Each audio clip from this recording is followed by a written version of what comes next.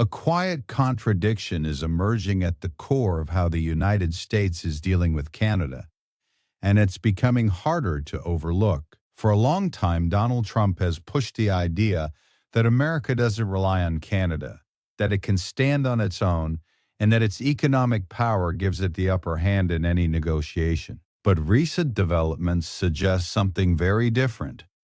The approval of a major pipeline between Canada and the U.S. isn't just routine policy. It signals a deeper reality.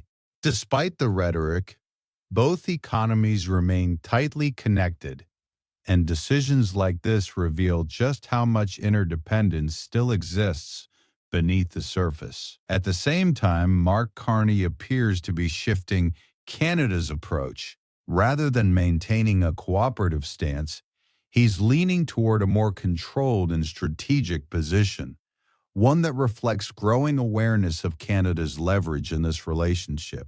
In this video, we break down what this moment really means, from shifting power dynamics and credibility to the broader future of Canada-U.S. relations. We'll also examine a controversial political move by Jamil Ghavani, one that could complicate Canada's position at a particularly sensitive time. If you're looking for clear, structured analysis that goes beyond headlines, consider subscribing to Canada Now.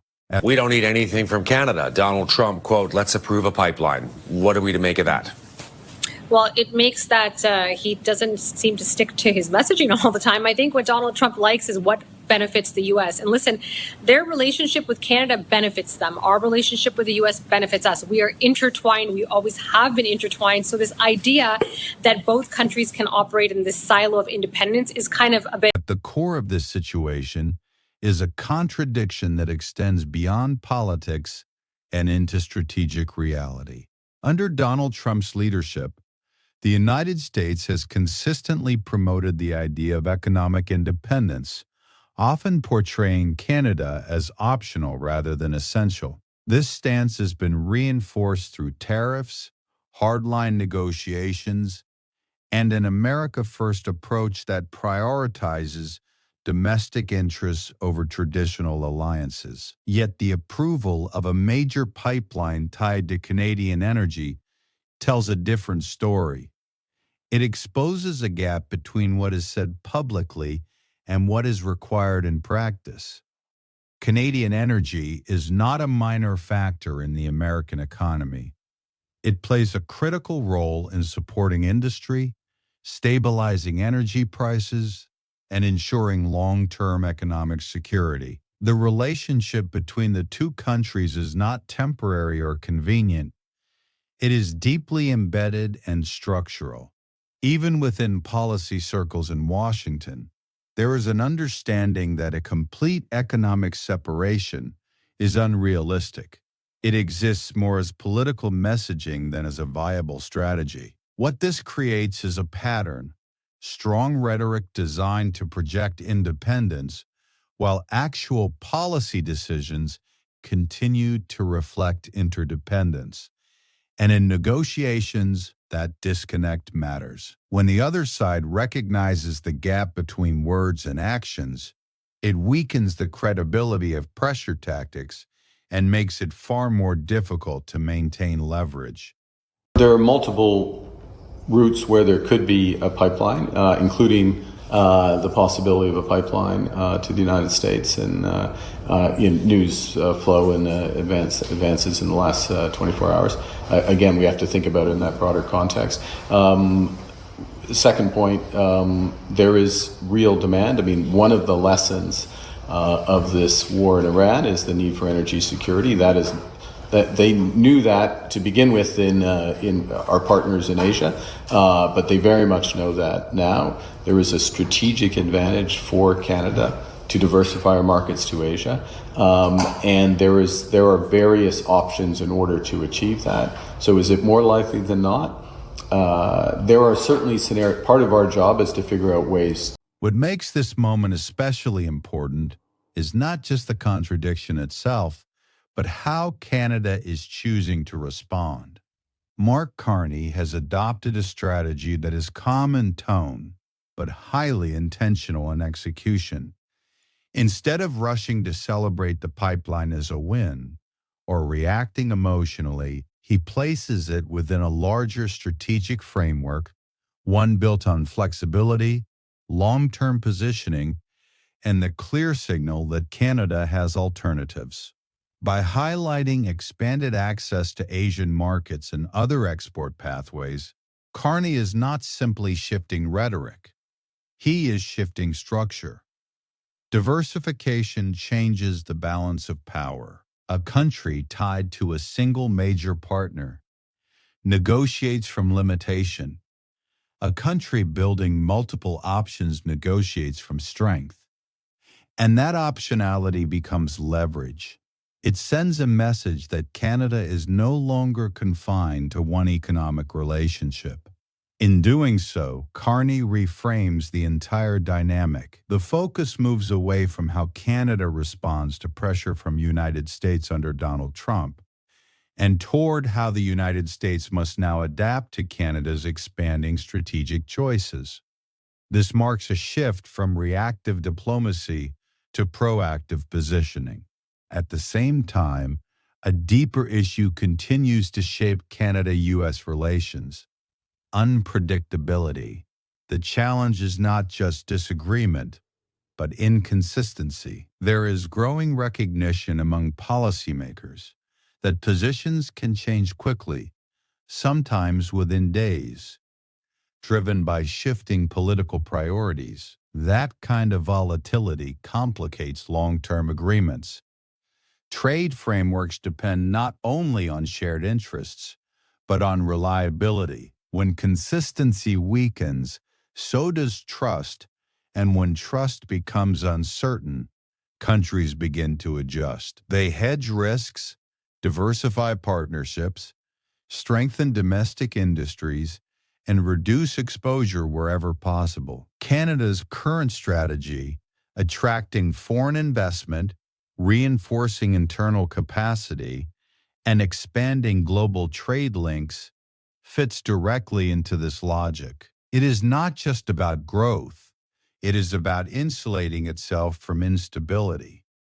This leads to another issue with broader implications. During a period of sensitive negotiations, a group of conservative MPs led by Jamil Javani traveled to Washington outside the formal negotiating process. The criticism here is not about engagement itself, but about coherence.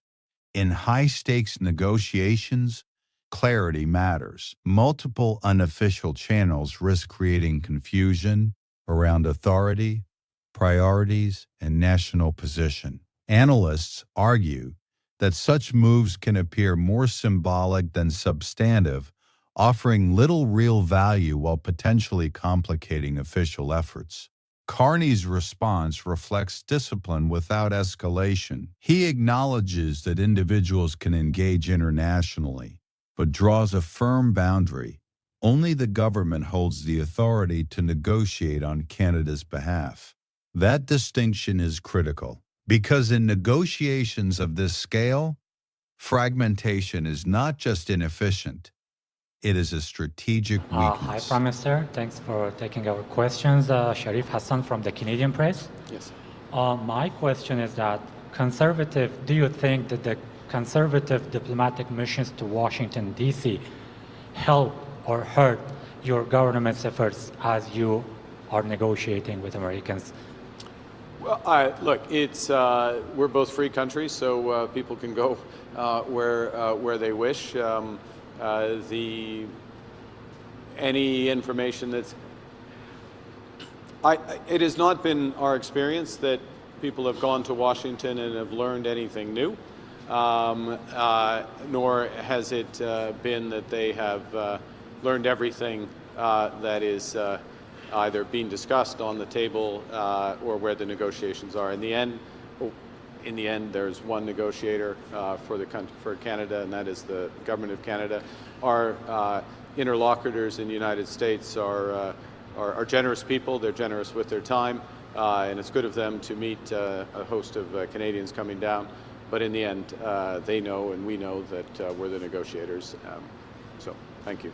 Taken together, these developments point to a broader recalibration in the relationship between Canada and the United States. While the United States continues to project strength through shifting and at times inconsistent positions, inconsistency alone does not create leverage.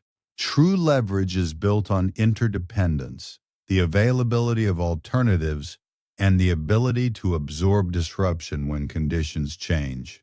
Canada's evolving strategy reflects a growing recognition of this reality. By investing in diversification, strengthening domestic capacity, and maintaining discipline in negotiations, it is gradually moving from a reactive stance to a more balanced and calculated one.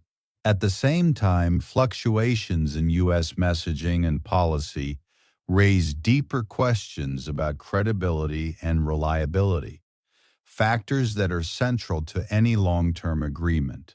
Because in negotiations, credibility itself is a form of power. What is unfolding is not simply a policy contradiction or a routine disagreement. It reveals deeper structural dynamics within one of the world's most integrated economic relationships.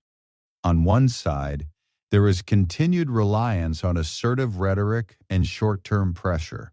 On the other, there is a deliberate shift toward diversification, stability, and long-term positioning. The pipeline decision, when viewed in this wider context, exposes the limits of a narrative built on independence while operating within a system defined by interdependence. And Canada's response signals a clear shift. It is no longer willing to navigate that contradiction passively. If this trajectory continues, the implications will extend beyond a single issue. They will shape how Canada approaches trade, manages economic risk, and defines its role in an increasingly uncertain global economy. For deeper analysis beyond headlines, subscribe to Canada Now, because the next phase of this relationship will be defined not by statements, but by how each side adapts to a changing balance of power.